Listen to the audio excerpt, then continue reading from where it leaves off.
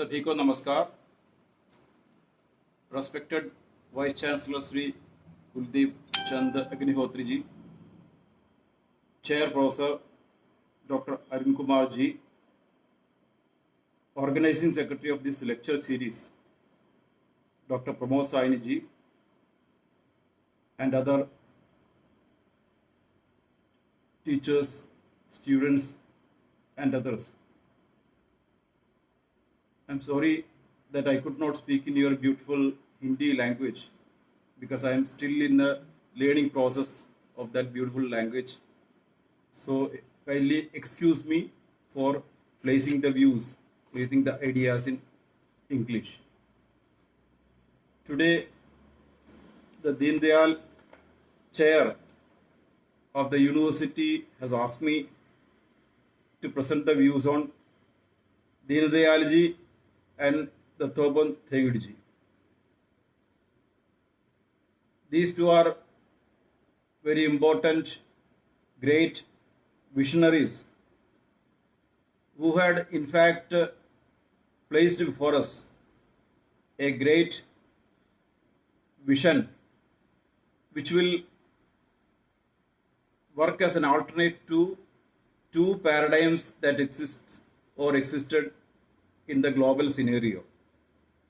We know that during 1990s, during 1990s, communism fell all over the world, and capitalism became the only alternate paradigm through which the global economics, global vision, everything can pass through. Now, Deen Dayal ji and Dattopant ji both had in-depth studied these two paradigms, communism as well as capitalism. But the period in which they lived, that is very important. Deen Dayal ji lived in a period of when India was passing through a Russian model of socialism. So he had to work on that paradigm, and he had to answer to many questions that was raised during that period on that Nehruvian socialism. But Dattopant ji, after 1990s, he has to face a sudden turn of events. Suddenly on a fine morning, India's economy turned to another direction. That is the globalized, India became a globalized economy. LPG reforms became the basis of India's economic reforms. So we can say that Pandit Deen Dayal Upadhyaya has made the basis of the paradigm, and that was in the context of that socialist period. And Dattopant ji has to convert that paradigm into an answer to the capitalist period. So this can be broadly the difference between Pandit Deen Dayal Upadhyaya and Dattopant ji's thoughts. Now, when we look at Deen Dayal ji's thoughts, his vision is named as integral human philosophy. Previously, it was named as integral humanism, but he was opposed to ism, so it is not proper to call it as humanism. So, human philosophy. मानववाद ये गलत है, इसलिए मानव दर्शन, that was the name given. He believed that a human body, human personality has 4 levels: the body, the mind, the intellect, and the soul. So these are the 4 levels. These are all integrated into a human personality. So all these have to be taken together when we think of anything regarding a human being. But in the West, it was just the opposite. Everything was thought in a compartmentalized way. So they thought, many people thought of an economic man. Many people thought about the religious man. They rejected the other thing. Many people thought about, many scholars thought about the materialistic man, and they rejected the other things. So it was compartmentalized view of human being, human society, nation, Even regarding the world scenario was thought in that fashion. So there was conflict between all these views, and it created conflict in the society also. So Deen Dayal said everything should be every thought should be a integral part of the whole holistic thought. So he said integral humanism means everything related to man should be integrated to a holistic thought. Then he placed before us three ideas: Prakriti, Vikriti, and Sanskriti. The Prakriti has to be molded to Sanskriti.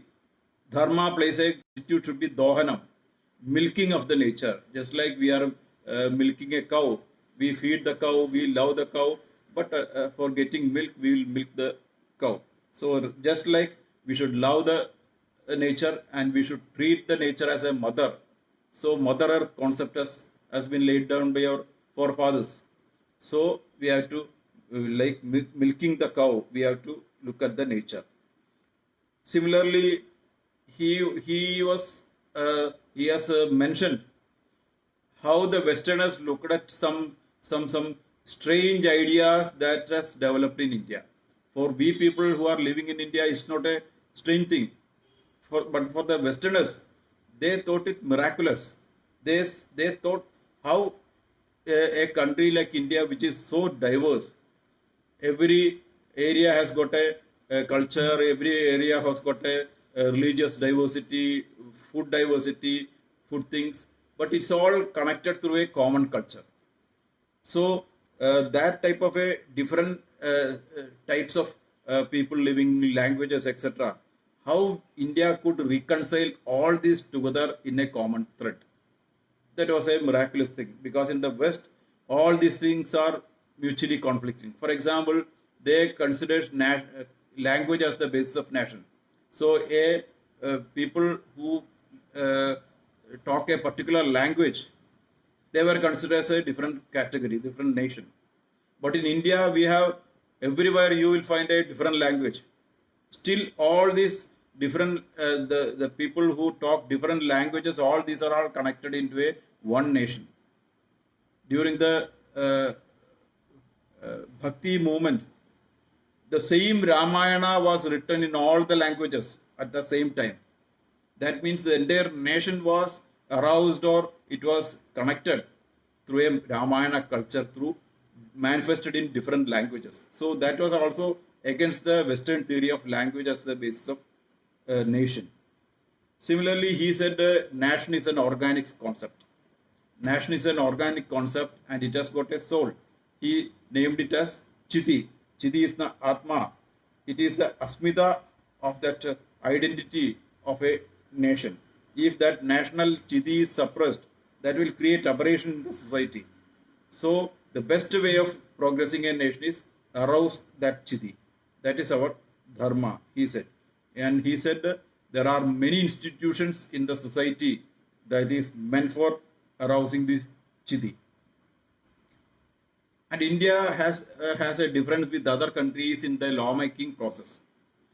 In West, the laws are made by the king. It is the arbitrary commands of rulers which became law of the land. But in India, the laws were made by rishis.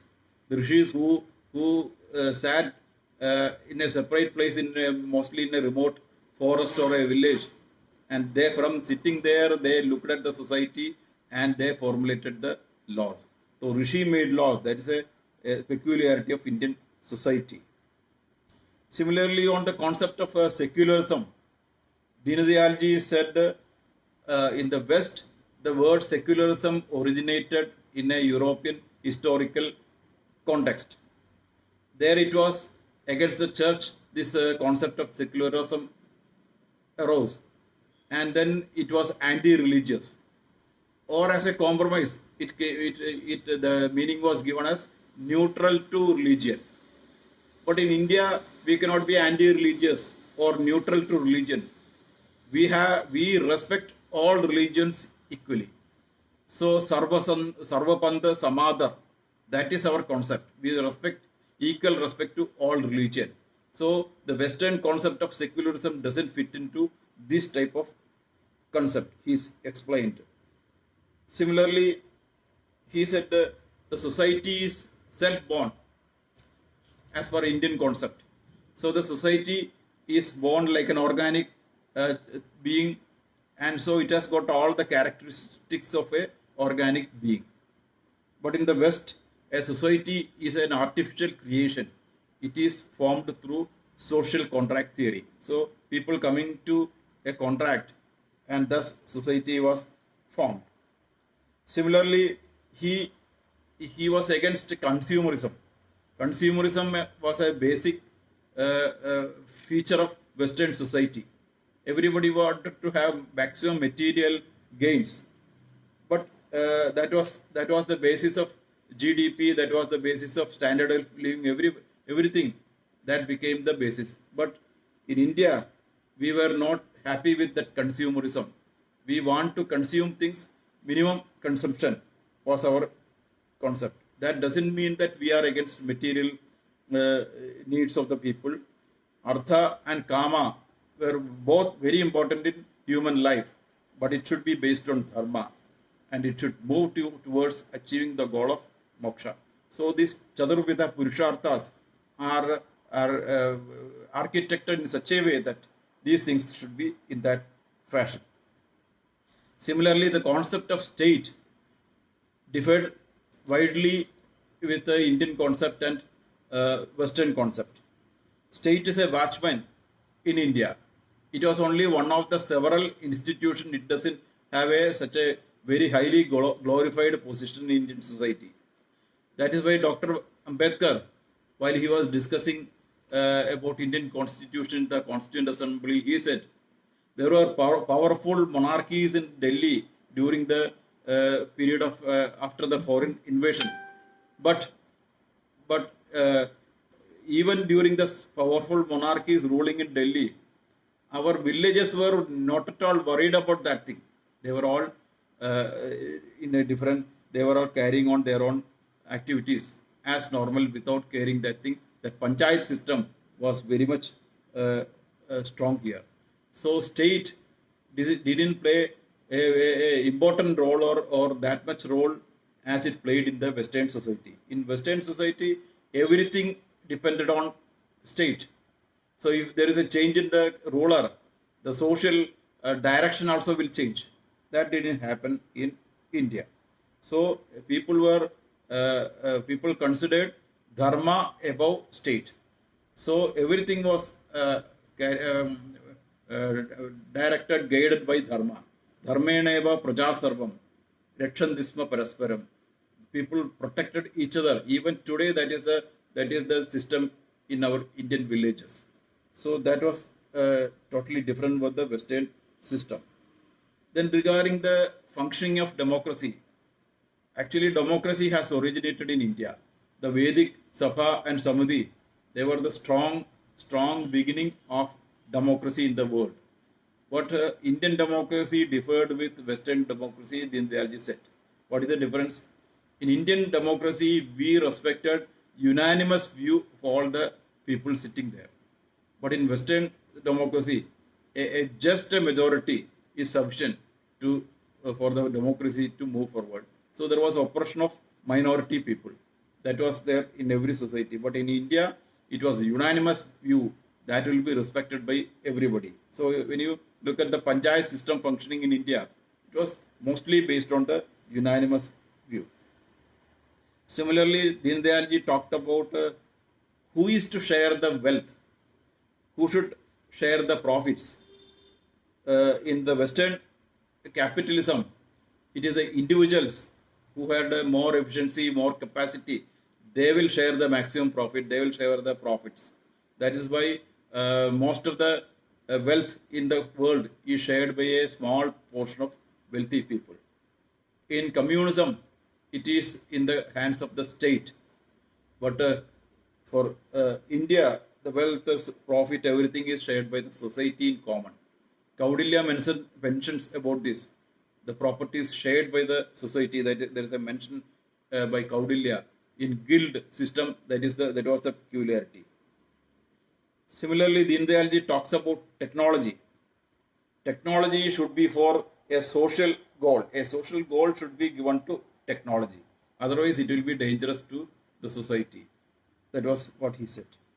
In short, at the end of his narration about integral human philosophy, he says the nutshell of economic policy which integral human philosophy puts forward.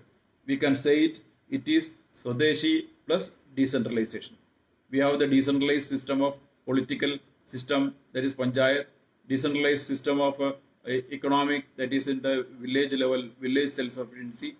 In the same way, almost all institutions in India, you can see it's all mostly decentralized. So that way he said Swadeshi plus decentralization. That should be the fundamental basis of our economic policy.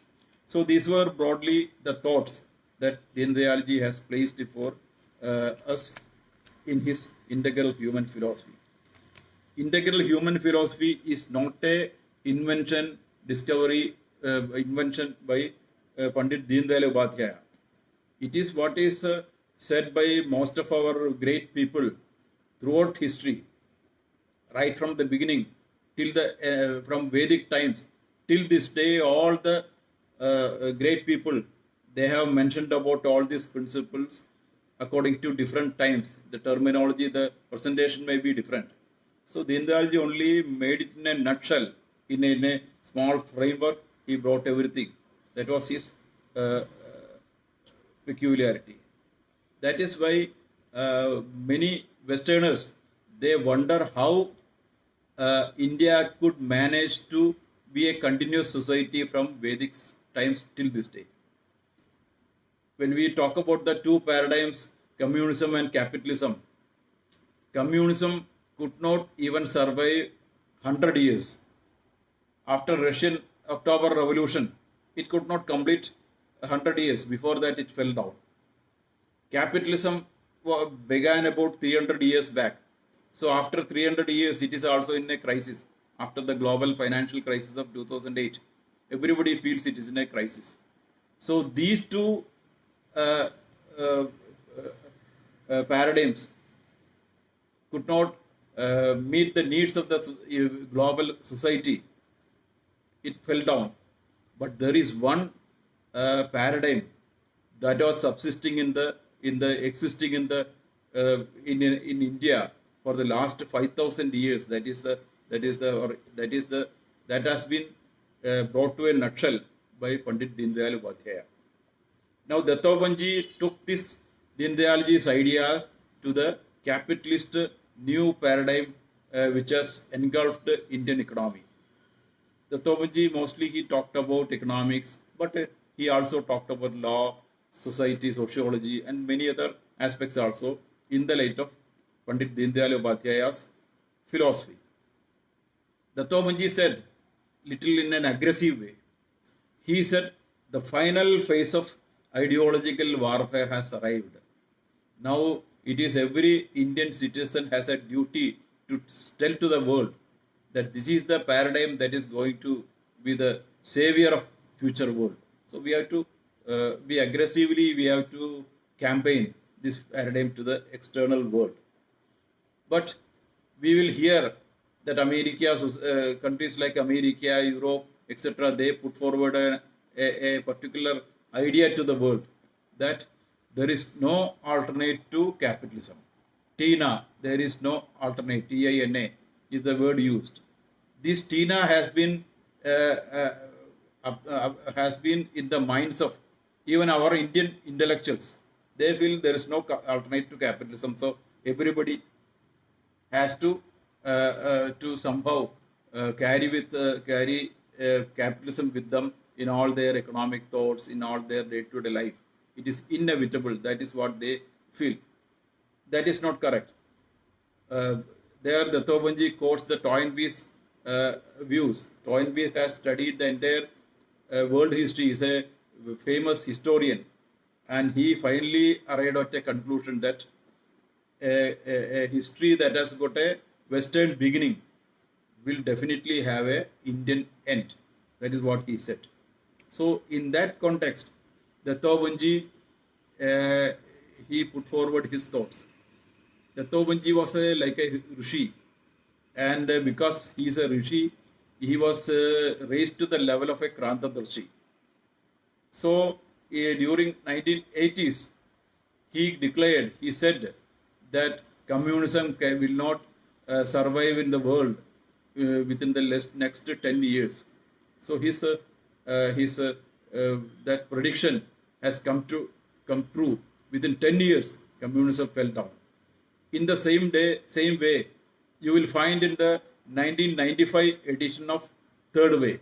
Third Way is his famous book about economics and other things that he has mentioned.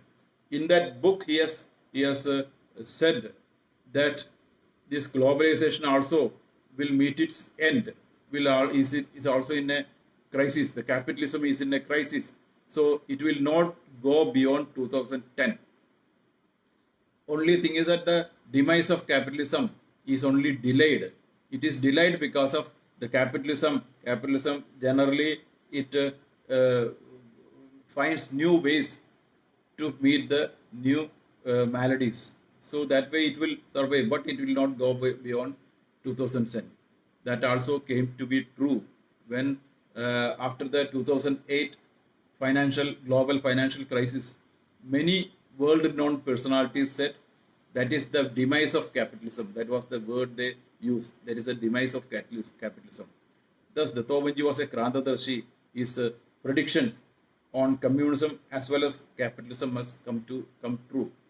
And then they gave a very, very, very important duty to all of us. He said, now it is the Indian way, the Hindu way is the only way now remaining.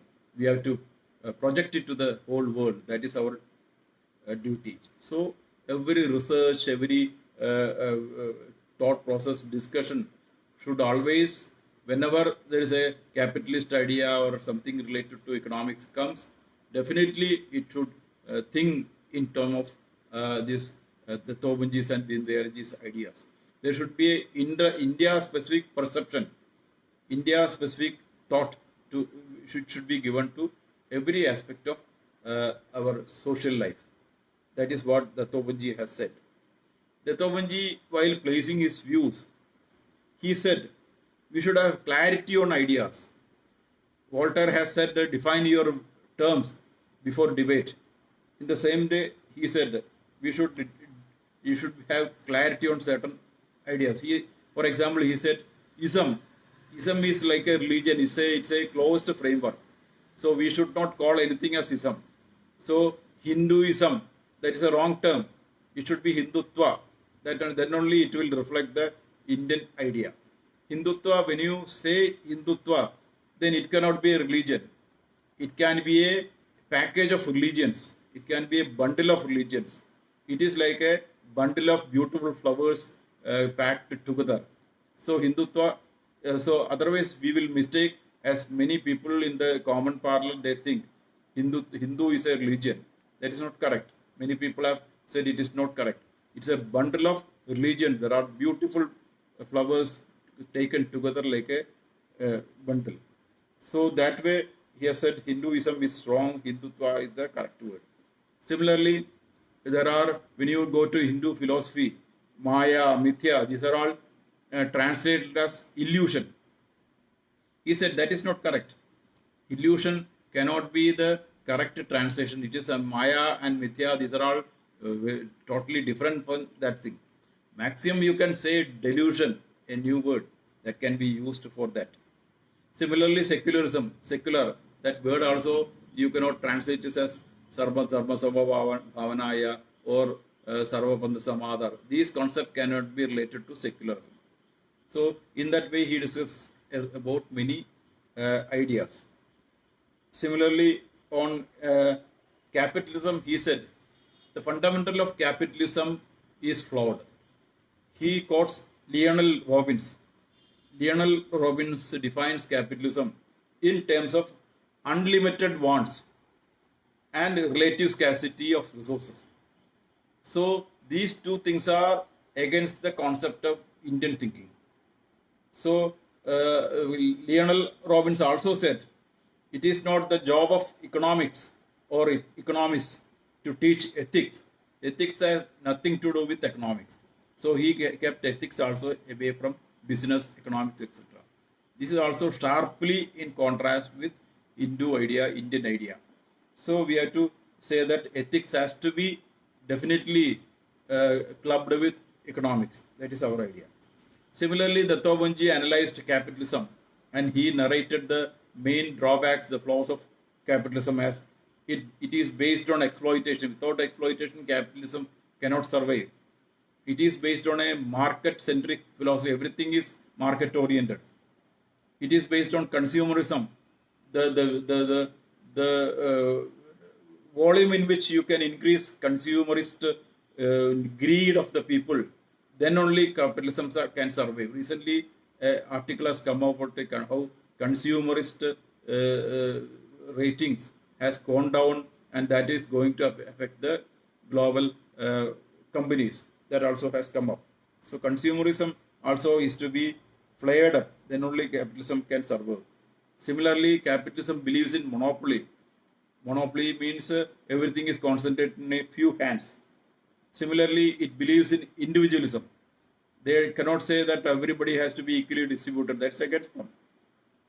Similarly, they believe in imperialism, a capitalist global empire. It is consisted of multinational companies, international agencies, rating agencies, capitalist countries. All these people come together and build up an empire, capitalist empire. So that is how they conquer many societies.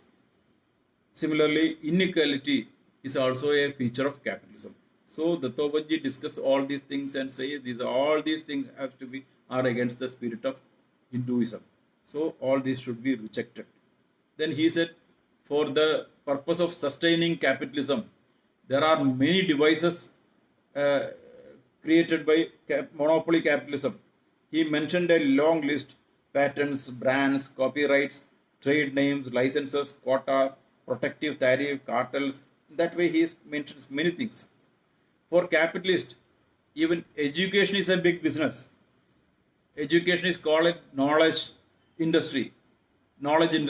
So education is also for them a business, whereas in India, it is a service. We have to think about the concept of Gurukula, which is not at all, it is totally against this modern concept. Similarly, it creates an unbalanced growth that we are experiencing right now. Then it also faces a big challenge to Indian society. Everything is service oriented in Indian society, but in capitalism it is profit motivated.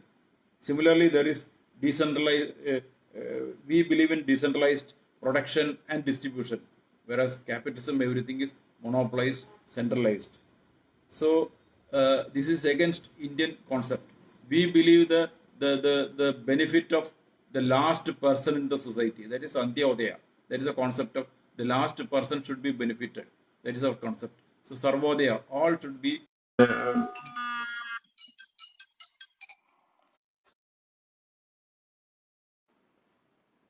So he says about classical economics. Classical economics only two economics finds only two types of people. One is profit-making capitalist, and the other is wage employment. These are the two categories. In the basing on these two things, Karl Marx also formulated his class theory. In India also, these things are very discussed by our ancient scholars. Like in Shukranidhi, you will find discussion about wage employment, self-employment, etc. All types of employment.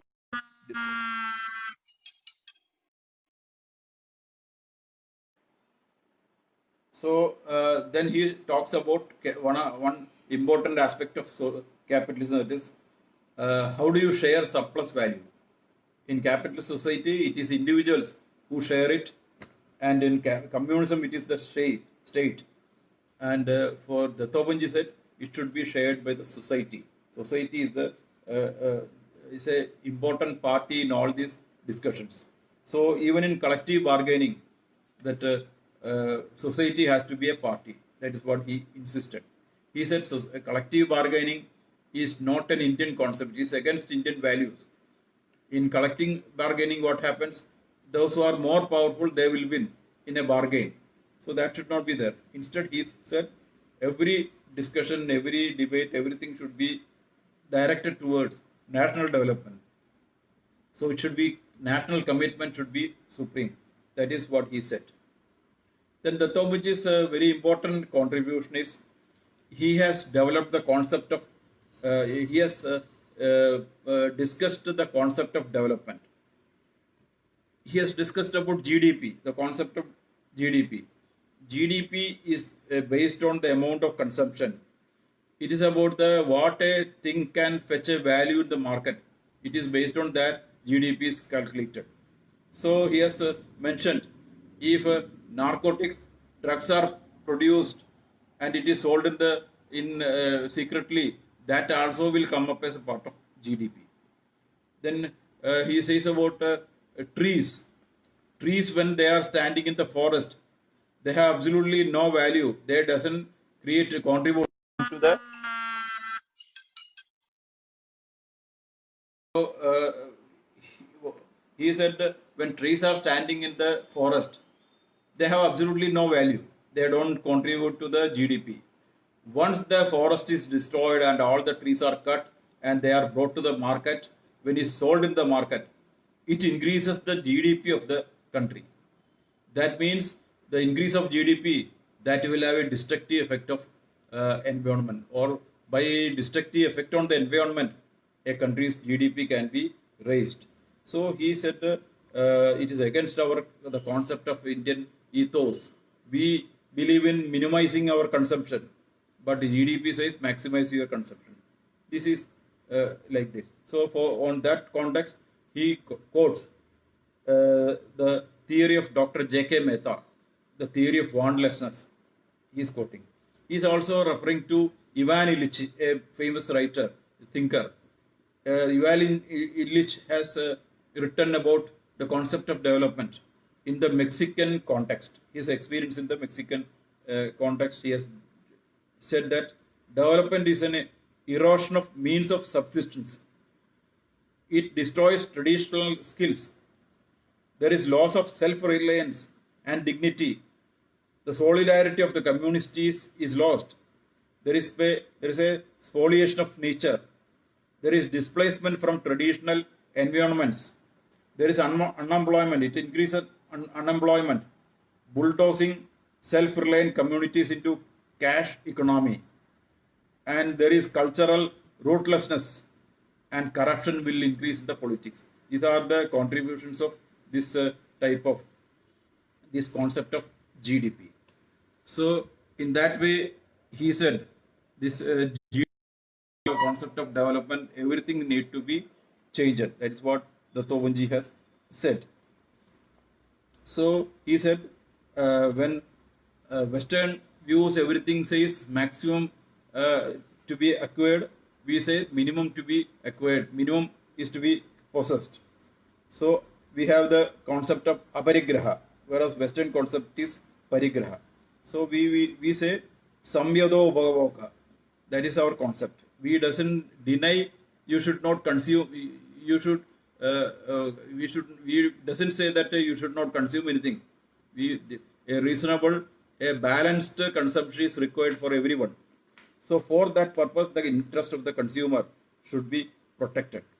In that context, he rejects the Western concept. Buyer beware. That concept is rejected. He says the Vedic dictum is seller should be beware. That is the dictum. That should be here. That is what he has written in his book, Consumer the Sovereign. He has written that. So in that way, he has said everything. He also said everything should be modernized. But modernization doesn't mean westernization. He quotes Mao's famous quoting that modernization is not westernization. He said we are ready to accept whatever good that is available in the entire world. We are in Vedic times we have said Ano Badraha Kradavo Yendu Vishadaha. Let every good things come from all over the world. We are ready to accept it, but that those things should be adopted, adapted, and assimilated. That is what the Tobunji says. Adopted, adapted, and assimilated. It should not be imitated or just transplanted. That will not survive. That is what he says. But he also cautioned against the Western values. He says Western values are materialism, consumerism, human centric approach, individualism, etc. So these Western values are already invaded Indian society, especially in the metropolitan society. That even in our education also these values have been included. That has created a alienated elite in India, an intellectual which is alienated from the roots. That is what he says. Regarding science, he says, India, everything had a scientific temper. We had a scientific basic for every thought. Even our language, it is shaped in a scientific way. Sanskrit is the most scientific language in the world. That is why it is used in computer also. He mentions that. But in India, it didn't conflict with the religion, it didn't conflict with spirituality. Indian spirituality is perfectly in harmony with science. So science and spirituality, it is a correlated word in India. There is a synthesis. But we said even religion also, we have that religious thought also we have shaped in a scientific way. That is why when Western religion says God is truth, Gandhiji corrected it. He said truth is God. When there are good values, that should be treated as it's a godly value. On technology, the Tobunji said that we want technology, we want appropriate technology. But technology we have to be cautious, because in the hands of Arjuna, Pashupadastra was very peaceful. But when Brahmastra was in the hands of Ashwatthama, it created a genocide. So the technology depends on the person, the hands which utilize it. That is what he said. Regarding atom bomb that was put in Hiroshima and Nagasaki, he says he mentioned about Frankenstein. Technology can become a Frankenstein, so we have to be very careful. So he quotes, what is the solution? He quotes Alvin Toffler. There should be social control of technology. Technology should be controlled. Technology should be selective. We should select. The society should select only beneficial technology. That is there. So for that purpose, our politicians, our academicians, our educated elite, everybody should liberate themselves from the short-term horizon. That is what he said. So let us think about long-term vision. That is what he has said. Japan has been very ideal in selecting technology. Whenever they select a Western technology, they always adopt it to the Japanese conditions. This was there. So we have to link technology with culture. That also the Tobunji says. Regarding nature, what Deen Dayalji has said, Mother Earth, thing, etc. The Tobunji discussed that idea with the Cartesian paradigm. Cartesian paradigm said exploit the nation. So industrialization, GDP, Western technology, all these things are creating destruction on the nature.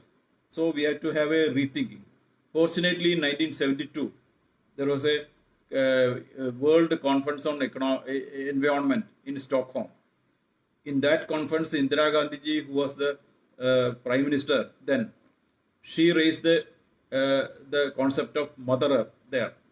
It was accepted as a catchword, and thereafter every discussions on environment, this concept of Mother Earth was raised. And United Nations was celebrating Earth Day, and later they changed that name. They have changed that name into Mother Earth Day. That is the name you find right now. So in that way, the concept of Mother Earth has now caught the imagination of the Western world. So we should tell to the world how much our Hindu society, Indian society is so eco-friendly in living. Eco-friendly, we have technology. and we treat ecology as a sacred thing. So these things should be told to the Western world. Then he criticizes the Eurocentric history. All the ideas, all the theories are created in the context of European history. That doesn't fit anywhere outside the European history. For example, dialectics, historical materialism, which are formulated by Karl Marx, it has no application outside European history. You will not find such a. In India also, the communists tried their level best to find out the application of historical materialism in Indian history, but they failed. So he said, our concept is from sea to sea, all entire world is one, and we have to look at the entire history in a holistic perspective. That way he said.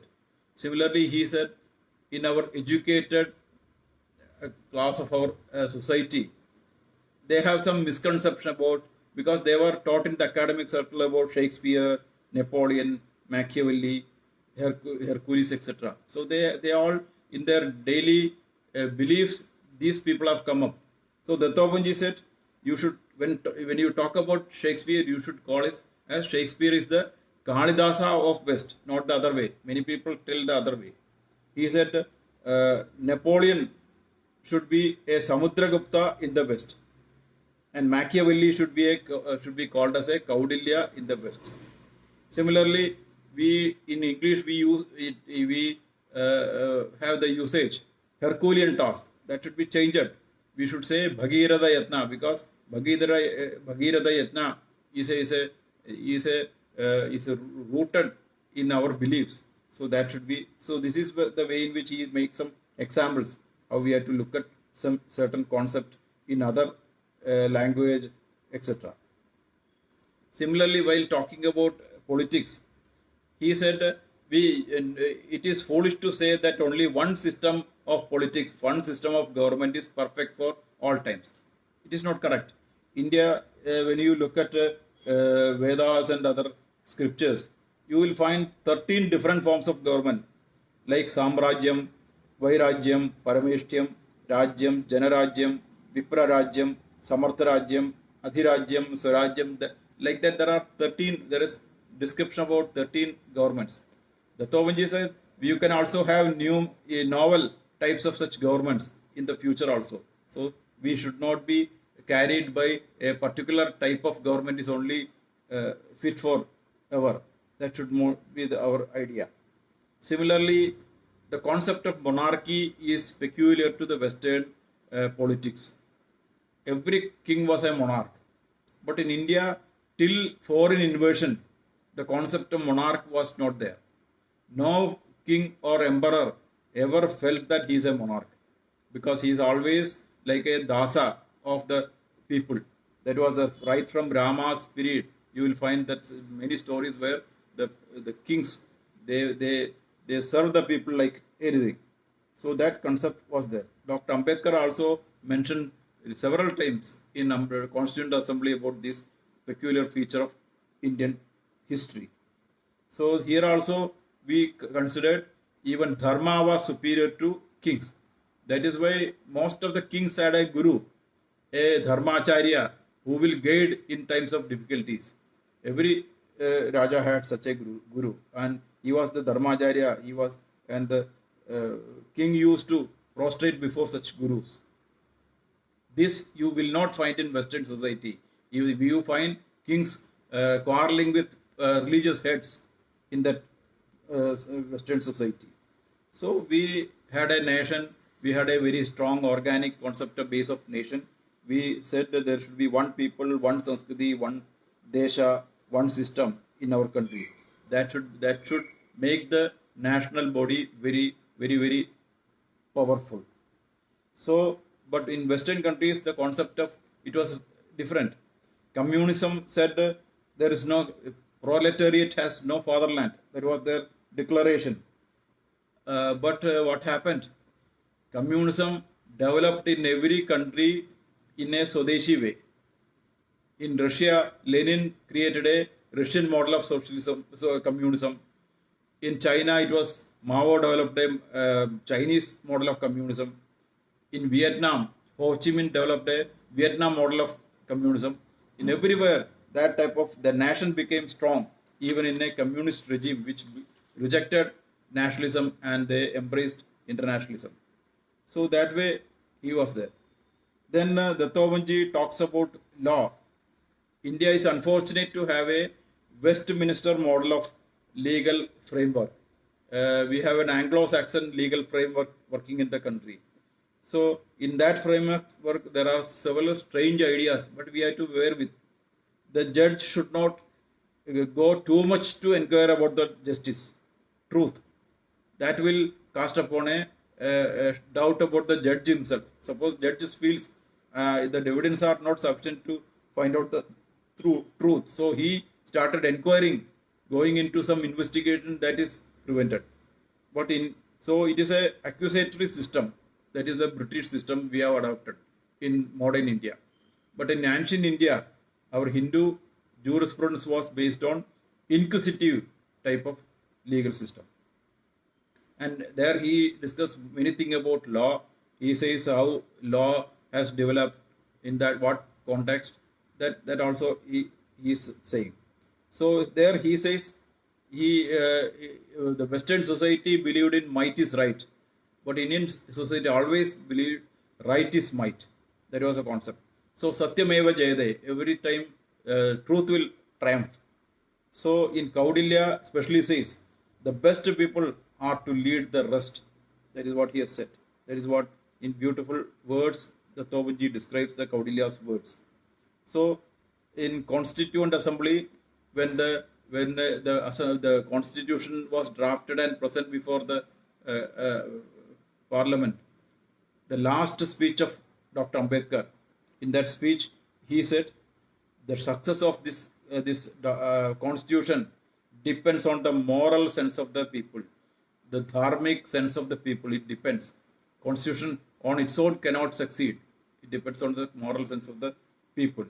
So we need a dharma-based society. But unfortunately, the dharma-based principles did not find a place in our constitution. It became a right-based. Only in the directive principles you will find these things. In the last speech of Dr. Ambedkar, he also said like this. The Tobanji often quotes this speech. Dr. Ambedkar said, we now acquired political freedom. We have political equality. But till social equality and economic equality is achieved, till then we cannot have the fruits of this political equality. That was he said. So regarding that, many things the Tobanji has mentioned about these things. Then regarding change also, he always welcomed change. Change is life. Without change, a society cannot survive. So he mentioned that a tree grows and new leaves will sprout, old leaves will fall down. This is natural. That has to change. So there should be yuga-anukul change everywhere. So every yuga, a new types of dharma will come up. That is yuga dharma that will come up. That will be the same Sanatana dharma will manifest in new form. That definitely that has to happen. So in that way, he said changes are required. That was there. But what should be the basis of change? Western philosophers said change should be the system. If you change the system, it will create changes in the mindset of the people. But nowhere it happened. But India said if the mindset of the people is changed, if you create a value system in the society, if a dharma-based society is formed, it will change the system. If a system goes bad, this value system will change the system and a new, better system will come up. That was his views.